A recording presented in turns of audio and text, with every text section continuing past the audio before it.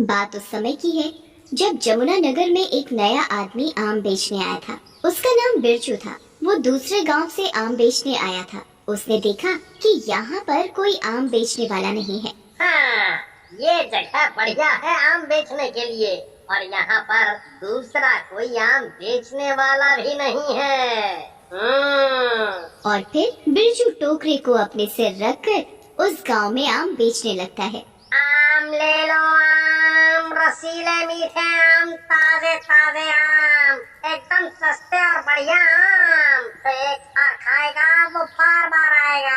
आओ चले आओ, आज चले आओ, मीठे आम, सस्ते आम, रसीले आम। तभी एक औरत उस बिरजू की आवाज सुनकर उससे आम खरीदने आती है। भैया, आपको तो इस गांव में पहले कभी नहीं देखा। लगता है आप इस गांव में नए आए हो। जी, मैं इस गांव में आम बेचने आज ही आया हूँ। ये आपने सही किया जो हमारे गांव में आम बेचने आ गए। यहाँ कोई आम बेचने वाला नहीं है, इसीलिए हम लोग तो आम खाने के लिए तरस जाते थे। आम खाने के लिए हमें दूसरे गांव से आम मंगाने पड़ते थे। आप मेरे आम एक बार खा कर देखो, इनका स्वाद भूल नहीं पाओगे। पहले जरा आम चखा कर तो दिखाओ, आम बढ़िया भी है या नहीं। हाँ हाँ, अभी चखाता हूँ। बिरजू उस औरत को आम चखा कर दिखाता है। वाकई में तुम्हारे आम तो बड़े ही स्वादिष्ट हैं भैया। एक काम करो, आप मुझे 2 किलो आम दे दो। वो औरत बिरजू को पैसे दे देती है और आम लेकर वो औरत अपने घर चली जाती है।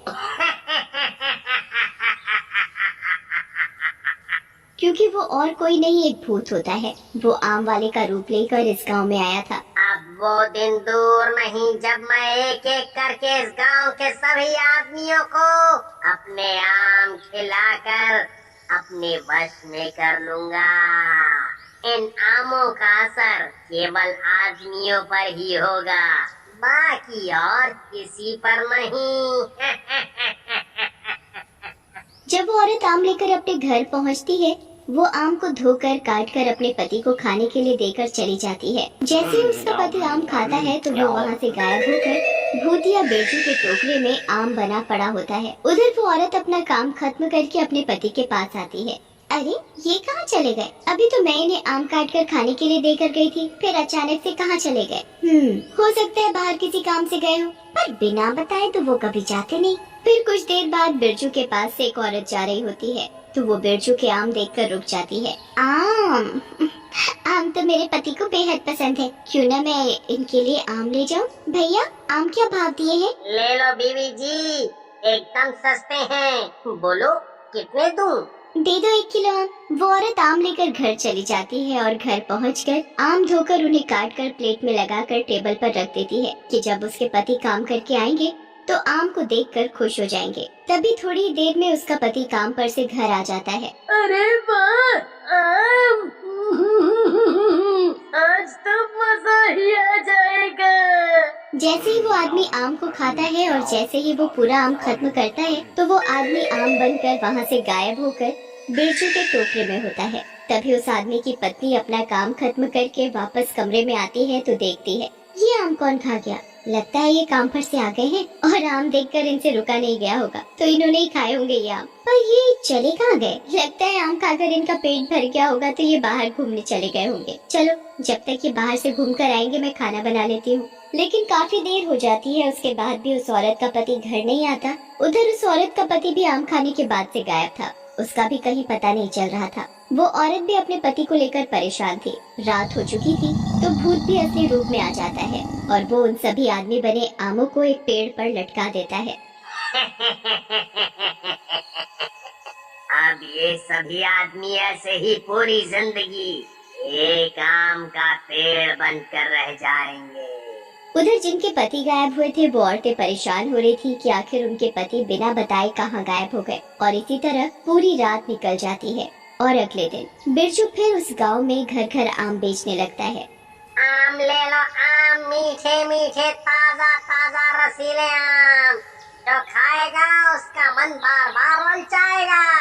आ जाओ, सस्ते और बढ़िया आम ले जाओ। उस बिरजू के आम को कोई एक बार देख लेता तो वो आम लिए बगैर नहीं जाता। तभी कुछ और औरतें उस बिरजू भूत वाले से आम खरीदने आती हैं। भैया, आपके आम तो बढ़िया लग रहे हैं। अभी अभी ताजे तोड़ कर लाया हूँ। बोलो कितने कर दूं? मुझे 2 किलो दे दो। और मुझे 4 किलो। मुझे 3 चाहिए। देखते ही देखते बिरजू के सारे आम बिक जाते हैं और जो जो आदमी आमों को खाता है वो आम बनकर गायब होकर बिरजू के टोकरे में होते हैं। उधर सब औरतें अपने पतियों को गायब पाकर बहुत परेशान होती हैं। समझ नहीं आ रहा कि मेरे पति बिना बताए कहाँ चले गए। ऐसा तो उन्होंने कभी नहीं किया। हाँ, मेरे पति भी कभी ऐसा नहीं करते। देखो ना, मेरे पति जगन भी गायब है। उनका भी कुछ पता नहीं चल रहा। बिरजू के जैसे जैसे आम बिकते जाते वैसे वैसे गांव के आदमी गायब होते जाते, पर किसी को भी समझ में नहीं आ रहा था कि गांव के सभी आदमी कहाँ गायब हो रहे हैं। इसी तरह भूत रोज गांव में आता और आम बेचता और गांव के आदमियों को अपने जादू से आम बनाकर उन्हें गायब कर देता और रात को उन आमों को अपने जादू से पेड़ पर ले जाकर लटका देता। फिर एक दिन माया अपने पति को ढूंढते हुए गांव से दूर निकल जाती है, जहां उसे एक आम का पेड़ दिखाई देता है। अरे, ये आम का पेड़ कैसा है? पहले तो ये यहाँ नहीं था, फिर ये पेड़ यहाँ कैसे आया? और इस पर तो बड़े मीठे मीठे आम लगे हैं। क्यों ना मैं इन्हें तोड़कर खा लूं। जैसे ही वो औरत आम तोड़ने के लिए अपना हाथ बढ़ाती है, तभी उस पेड़ पर लगे आम के अंदर से रोने की आवाज सुनाई देती है।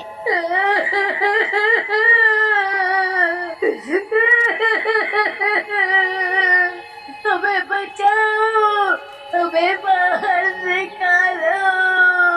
अरे, ये आवाज तो मेरे पति की है। माया, मैं हूँ तेरा पति जगन। मुझे बचा ले, यहाँ से बाहर निकाल, मुझे बाहर निकाल। पर तुम आम कैसे बन गए? जो हमारे गांव में आम बेचने बिरजू आया है, वो कोई इंसान नहीं है, बल्कि एक भूत है। यहाँ मेरे जैसे गांव के सभी आदमी आम बने हुए हैं। कुछ कर माया, कुछ कर, हम सब तो यहाँ से निकाल। फिर उस पेड़ पर लगे आमों में से आदमियों के रोने की आवाजें आने लगती हैं। हमें बचा ले माया, हमें यहाँ से बाहर निकाल, हमें यहाँ से बाहर निकाल। ठीक है, मैं कुछ करती हूँ, तुम लोग परेशान मत हो। माया वहाँ से सीधा गांव में जाकर गांव की सभी औरतों को बिरजू भूत के बारे में सारी बात बताती है। ये सारा करा धरा उस आम बेचने वाले बिरजू का है। वो कोई इंसान नहीं बल्कि एक भूत है जिसने हमारे पतियों को आम बनाकर अपने जादू से कैद कर रखा है। हमें अपने पतियों को बचाना होगा। हम सभी तांत्रिक बाबा के पास चलते हैं जो शमशान में रहते हैं, वो हमारी जरूर मदद करेंगे। फिर सभी औरतें तांत्रिक बाबा के पास जाती हैं और उन्हें भूत के बारे में सारी बात बताती हैं। बाबा, हमारी मदद करो। ठीक है, तुम सब परेशान मत हो, मैं अभी उस भूत को बुलाता हूँ। तांत्रिक बाबा अपनी मंत्र शक्ति से भूत को बुलाता है। मुझे क्यों बुलाया? तुझे अपनी मौत का डर नहीं है? मेरी तुझसे कोई दुश्मनी नहीं है।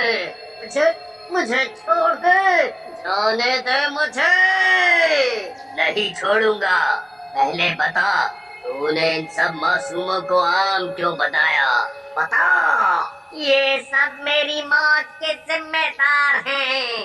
इन सब लोगों ने मेरे आम के पेड़ को काट दिया, जिसे मैं अपने बच्चे की तरह प्यार करता था। मैं रोता रहा, गिड़गिड़ाता रहा। इन सब लोगों ने मेरे जान से भरे आम के पेड़ को काट डाला, क्योंकि उन्हें वहाँ पर फैक्ट्री लगानी थी। देखो, मैं तुम्हारा दुख समझता हूँ। इन लोगों ने जो तुम्हारे साथ किया वो माफी के लायक नहीं है, लेकिन इनकी सजा तुम इनके परिवार वालों को क्यों दे रहे हो? छोड़ दो उन्हें। मैं इन्हें एक ही शर्त पर छोड़ सकता हूँ। इनके परिवार वाले अपने अपने घर के आगे एक एक आम का पेड़ लगाएंगे, और जैसे जैसे ये पेड़ उगते जाएंगे, इनके पति इन्हें वापस मिल जाएंगे। ठीक है। फिर जैसे ही वो सब परिवार वाले आम का पेड़ लगा देते तो उनके पति उनके सामने होते। फिर एक एक करके सभी लोग आम से आदमी बन जाते हैं। भूत को भी मुक्ति मिल जाती है।